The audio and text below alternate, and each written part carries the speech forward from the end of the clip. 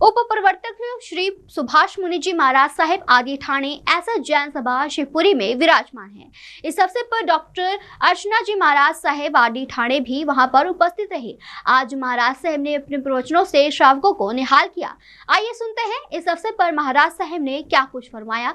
महाराज साहेब के मुखारबिंद से कहानी आपने शायद बहुत भाई बहनों ने सुनी हो, मगर पोषण के बीच में जब प्रतिक्रमण किया सायंकाल का, यही खामिनी सफेद दीवारों अभी मैंने बोला,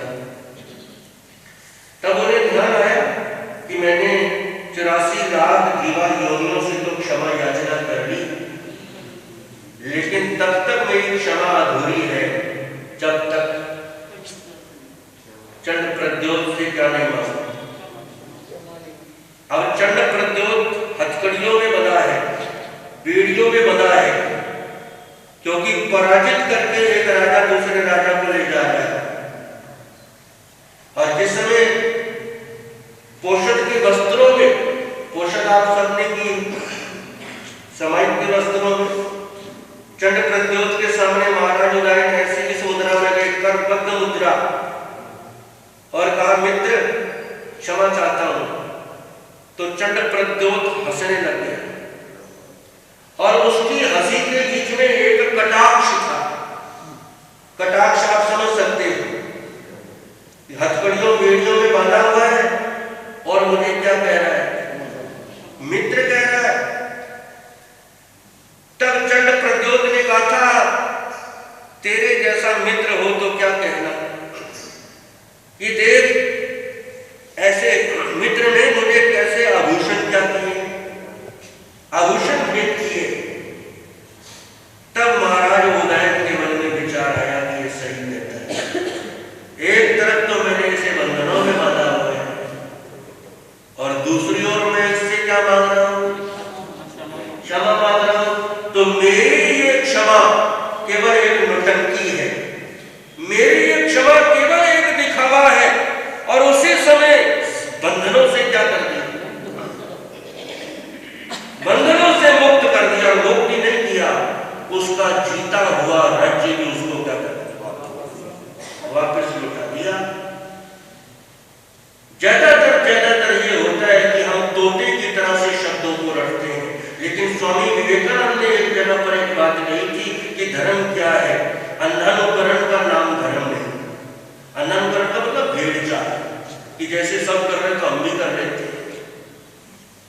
खोखले विश्वास का नाम धर्म नहीं, और तोते की तरह से शब्दों को रटने का नाम धर्म नहीं।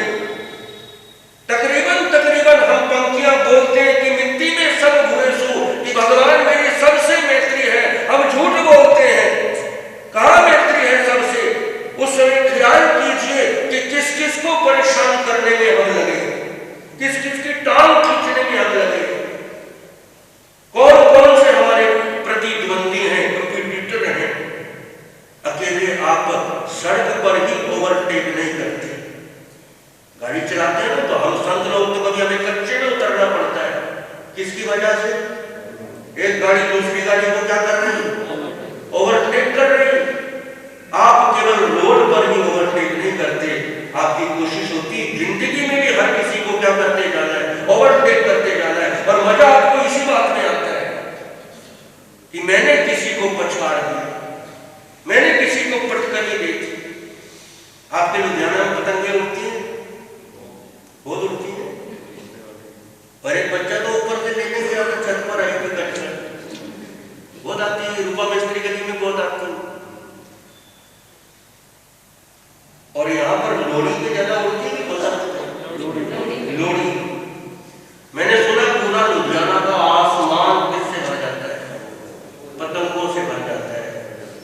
कितने लुधियाना वाले पतंग उड़ाने के उस दिन शौकीन बन जाते हैं। चलो अब आपसे एक बड़ा मजेदार सवाल पूछता हूं, दिलचस्प। पतंग आप सबने उड़ाई, बिल्कुल सिंपल सा सवाल है, ज्यादा टेढ़ा मेढ़ा नहीं। पतंग उड़ाने में ज्यादा मजा आता है या दूसरे की काटने में ज्यादा मजा आता है?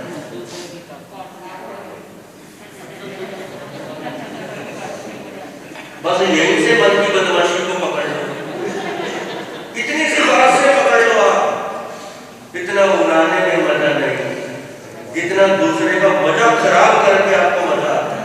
यहीं से चेक कर लो, बचपन से ही मेंटलिटी, बचपन से ही कैसी सोच हम लेकर बैठे। जिंदगी में भी ओवरटेक कर रहे हैं, मेरे से आगे कैसे निकल गए। और अगर ये विचार मन में लेके बैठे हो ना, आपके जीवन में मैत्री भाव, आपके शत्रु हैं, आपके प्रतिद्वंदी हैं अगर दुनिया के बीच में, तो समझो आपने मैत्री भाव का विस्तार भी किया है। तो पहला मोती भगवान ने क्या कहा? मैत्री भाव। और आज जब प्रवचन सुन के घर जाओगे ना, तो अपने आप से पूछना, अपने आप से खुद से पूछना, क्या मैत्री भाव मेरे जीवन में पैदा हो चुका है? प्रत्येक के लिए, हर किसी के लिए मैत्री भाव। और जिसके पास ये भीतर की संपदा होती है, क्योंकि मैत्री भाव भीतर की संपदा है, बाहर की नहीं, आंतरिक संपदा है। जिसके पास ये होती, बाहर में कम है या ज्यादा है, उसे कोई फर्क नहीं पड़ता। पहला मोती कहा मैत्री भाव, और दूसरा मोती कहा यह है मस्ती। क्या है? मस्त। जे मस्त फकीरी हो जिसमें शाहों की भी परवाह न हो, मैं भी न किसी का शाह रहूं, मेरा भी कोई शाह न हो। पुराने लिखने वाले गीतकारों ने क्या जीवन की सच्चाइयों को पृष्ठों के ऊपर परोस दिया था। ऐसी पंक्तियां केवल कागजों पे नहीं, हृदय की इस तख्ती के ऊपर अगर लिख ली जाए, जब आपके जीवन में मस्ती आ जाए, और ऑब्वियसली जहां मैत्री भाव आएगा, मस्ती साथ ही आ जाएगी। एक चीज आज अच्छे से समझ के जाना, गुण और अवगुण कभी भी अकेले नहीं आते। गुण और अवगुण कभी भी अकेले नहीं आएंगे। एक गुण आएगा तो अपने साथ हजारों खूबियां लेकर आएगा, एक अवगुण आएगा, एक सिंगल अवगुण तो अपने साथ हजारों बुराइयां लेकर आएगा। आपके जीवन में अगर मैत्री भाव आ गया तो उसके साथ अनेकों सद्गुण अपने आप जीवन में प्रवेश कर जाएंगे। मस्ती अपने आप आ जाएगी, करुणा अपने आप आ जाएगी, दयालुता अपने आप आ जाएगी, विराटता अपने आप आ जाएगी, संतोष अपने आप आ जाएगी। ये सब चीजें जीवन में अपने आप आ जाएगी। तो आज अब तक के जीवन में हमने धन तो बहुत कमाया, प्यार कमाया, मैत्री भाव कमाया,